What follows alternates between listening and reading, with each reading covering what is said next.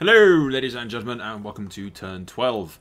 First order of business, the Tyrells, my friends from Highgarden, have sent me a shitload of coin, because I asked them to. Literally someone is at my door at the worst fucking possible time. I just start recording and people show up. Barring any more convenient interruptions. Bloody hell. This is why I lock that fucking door usually. But yeah, the Tyrells sent me a shitload of cash in order to pull off a move that we've discovered that we can do. Which, using my diplomat... As you will, Sultan. Because, yeah, the Baratheons put a fort there, which essentially cuts off that thing that we wanted to do, which was going to cut the Baratheon forces in half. So, the alternative is bribing one of these forts in order to either that fort, because it's only got one general on it, or this fort, because it's got a shitty general on it, and one of these. It's going to cost us a lot of money, I reckon, but, we'll try bribing quite a few times, and hopefully eventually make the bribes work. And essentially, you can reload the same way you do as battles to get different outcomes for bribes. Some of them will be completely impossible. If you don't have enough money, it's just not going to work.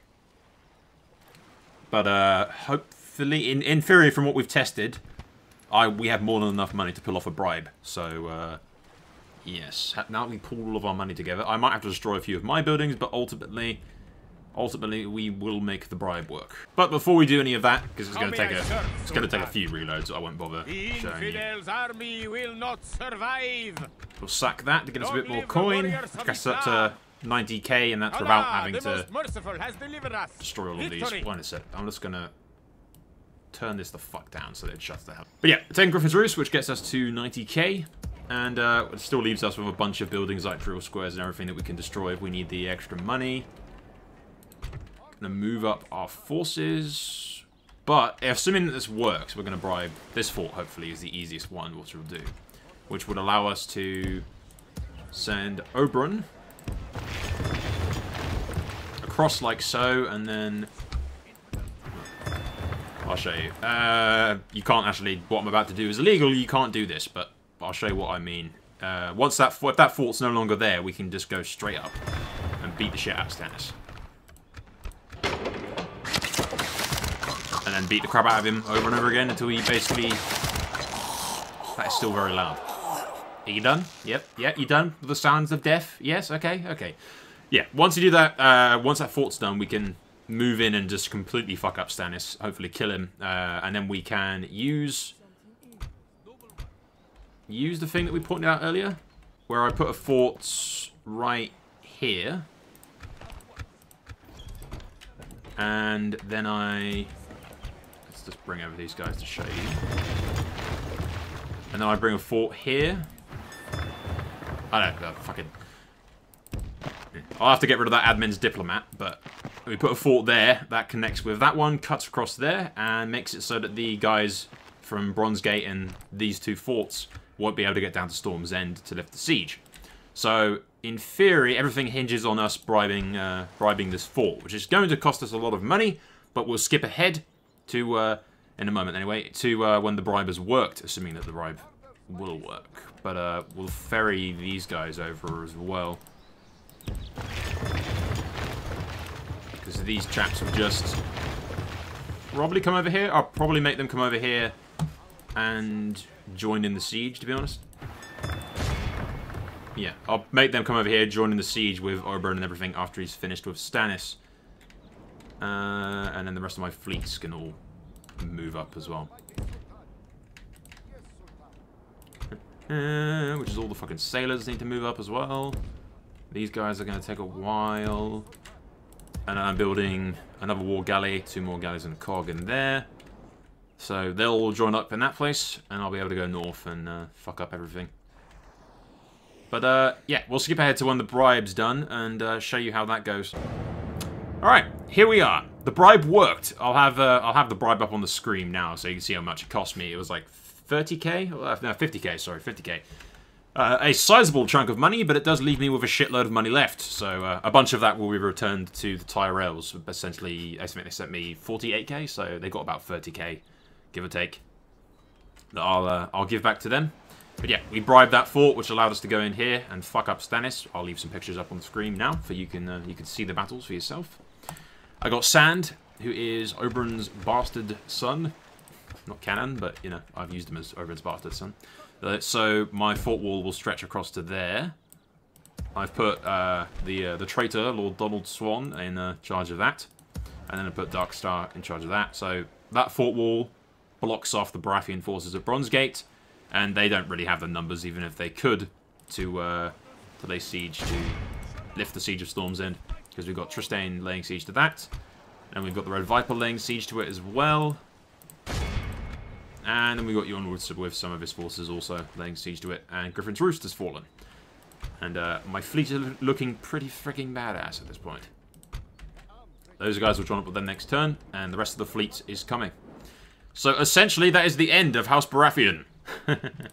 Which is, yeah, the only forces unaccounted for are these guys, which can't really do much.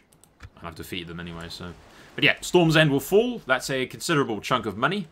Although he has destroyed a bunch of the buildings. Which is irritating, but what are you going to do?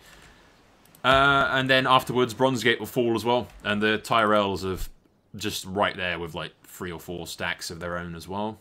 So that's no trouble. I can't show you my diplomats out of movement points, but he's got like at least 3 stacks in the Kingswood. So once Bronzegate falls, Tyrell will be free to go do whatever the hell it is that Tyrell's doing, and I will be free to sail north and do my thing as well. But yeah, finally, it's a bit of a delayed conquest of the Stormlands, but yeah, that shitty auto-resolve thing that was like immediately found illegal after it happened. I was heavily delayed by that bullshit, but what are you gonna do? Anyway, guys, that's basically it for this turn. We've got some taste of blood for... I'm pretty sure that's actually the first real battle that the Dornish have had in this entire hot seat for like 12 turns. The rest of it's just been taking undefended castles. It's probably the biggest major battle that we've experienced right now, at least. And that is actually Stannis Baratheon and Renly Baratheon both dead. Both died in the battles outside of Storm's End. So they're both dead. I'm not sure who's in charge of Baratheon now, but yeah, Stannis and Renly are dead, and Robert died way earlier up by King's Landing, when he was killed by Rhaegar and the Tyrell forces. So that's all the Baratheons dead, and that is Robert's rebellion over. It is now the Greyjoy rebellion, with the Starks and the fucking Aarons and the Tullys, or whatever the fuck Parafix's grand alliance of noobs is consisting of right now. But we'll have to deal with that later. The hot seat is far from over. There is much enemies to be destroyed. But without further ado, we'll end it here. This will be the last turn of Robert's Rebellion for a while, because somebody, I'm quite fucking certain, is being a sneaky little douche and watching these turns and cheating. It's not technically cheating. I mean, it's not like, you know, I can't arrest you for it.